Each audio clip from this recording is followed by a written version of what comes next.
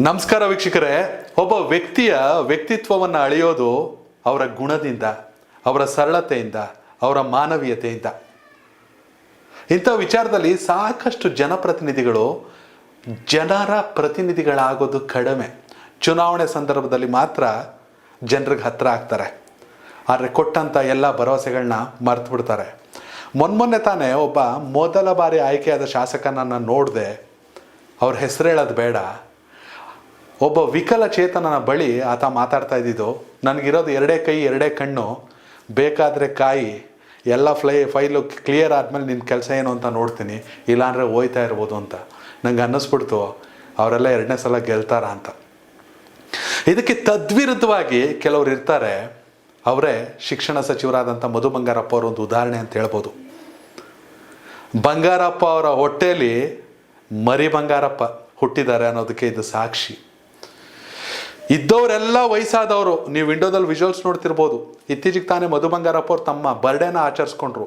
ಎಷ್ಟು ಅರ್ಥಪೂರ್ಣವಾಗಿ ಆಚರಿಸ್ಕೊಂಡ್ರು ಅಂದರೆ, ತಮ್ಮ ತಂದೆಯ ಸಮಕಾಲೀನರು, ತಮ್ಮ ತಂದೆಗಾಗಿ ಚುನಾವಣೆಯಲ್ಲಿ ದುಡಿದವರು, ತಮ್ಮ ಸೊರಬ ಭಾಗದಲ್ಲಿ ಶಿವಮೊಗ್ಗದಲ್ಲಿ ಪಕ್ಷ ಸಂಘಟನೆಗೆ ಬಂಗಾರಪ್ಪನವರು ಯಾವ ಪಕ್ಷದಲ್ಲಿರಲಿ ಅವರ ಅನುಯಾಯಿಗಳಾಗಿ ಸಾಗಿದವರು.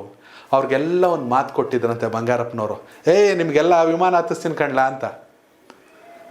ಆ ಮಾತನ್ನು ಕೇವಲ ಭರವಸೆಯಾಗಿ ಉಳಿಸದೆ ಅದನ್ನು ನಿಜವಾಗಿಸಿದ್ದು ಇದೀಗ ಶಿಕ್ಷಣ ಸಚಿವರಾಗಿರುವಂಥ ಮಧು ಬಂಗಾರಪ್ಪ ಅವರು. ತಮ್ಮ ಬರ್ಡೇ ದಿನ ಸುಮಾರು 50ಕ್ಕೂ ಹೆಚ್ಚು ಹಿರಿಯ ಜೀವಗಳನ್ನು ಮೊದಲ ಬಾರಿಗೆ ವಿಮಾನವನ್ನು ಕೇವಲ ನೋಡ್ತಿದ್ರಷ್ಟೇ.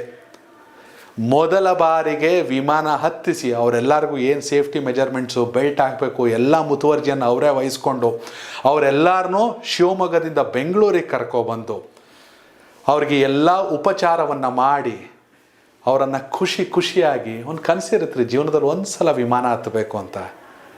ಅವರ ಕನಸನ್ನು ಸಾಕಾರಗೊಳಿಸಿದ್ದು ಮಧು ಬಂಗಾರಪ್ಪ, ಸೊರಬದ ಶಾಸಕ, ರಾಜ್ಯದ ಶಿಕ್ಷಣ ಸಚಿವ. ವಿಮಾನದಾಗಂತೂ ಬಹಳ ಚೆನ್ನಾಗಿ ಕರ್ಕೊಬಂದ್ರು. ಎಲ್ಲ ವ್ಯವಸ್ಥೆನೂ ಬಹಳ ಚಂದ ರೀತಿಯಿಂದ ಕರ್ಕೊಬಂದಾರೆ. ಯಾವುದಕ್ಕೆ ತೊಂದರೆ ಆಗಿಲ್ಲ. ನಮ್ಮ ಮಧು ಬಂಗಾರಪ್ಪನವರು 100 ವರ್ಷ ಅಲ್ಲ 150 ವರ್ಷ ಬರ್ತಿದ್ರು. ನಮ್ಗೆ ತುಂಬ ಅಭಿನಂದನೆಗಳು. ಒಳ್ಳೆ ಬಂಗಾರಪ್ಪನವ್ರ ಹೊಟ್ಟೆಗೆ ಒಳ್ಳೆ ಮಗ ಹುಟ್ಟೇನೆ. ಒಳ್ಳೆ ಖುಷಿ ಆಗ್ತದೆ. ಜೀವನ ಪರ್ಯಂತ ನಮ್ಮ ನೆನಪು ಇರೋಂಥದ್ದೊಂದು ನೆನಪಿನ ಕಾಣಿಕೆ ಕೊಟ್ಟರು ನಮ್ಮವರು. ಭಾರಿ ಖುಷಿ ಅನಿಸ್ತೈತಿ. ನಾವು ಯಾವಾಗೂ ಈ ವಿಮಾನ ಪ್ರಯಾಣದಾಗ ಓಡಾಡಿದ್ದಲ್ಲ, ಒಂದು ಅವಕಾಶ ಸಿಕ್ತು ಸಾಹೇಬರು ಹುಟ್ಟುಹಬ್ಬದ ಸಲುವಾಗಿ. ಮತ್ತು ಏರೋಪ್ಲೇನ್ ಪ್ರಯಾಣ ನಮ್ಮ ಹುಡುಗರಿದ್ದಾಗ ನಮ್ಗೆ ಏರೋಪ್ಲೇನ್ ಅಂತ ಓದಿದ್ವಿ, ಪುಸ್ತಕ ಓದಿದ್ದೀವಿ ಅಷ್ಟ ಬಿಟ್ಟರೆ ನಾವು ಪ್ರಯಾಣ ಏನೂ ಮಾಡಿದ್ದಲ್ಲ. ಒಳ್ಳೆ ನಮ್ಗೆ ಭಾಳ ಮಧು ಬಂಗಾರ ಹುಟ್ಟುಹಬ್ಬದ ಸಲುವಾಗಿ ಭಾಳ ಖುಷಿ ಅನಿಸ್ತದೆ. ಇನ್ನೂ ಹೆಚ್ಚಾಗಿ ಬೆಳೀಲಿ ಅಂತ.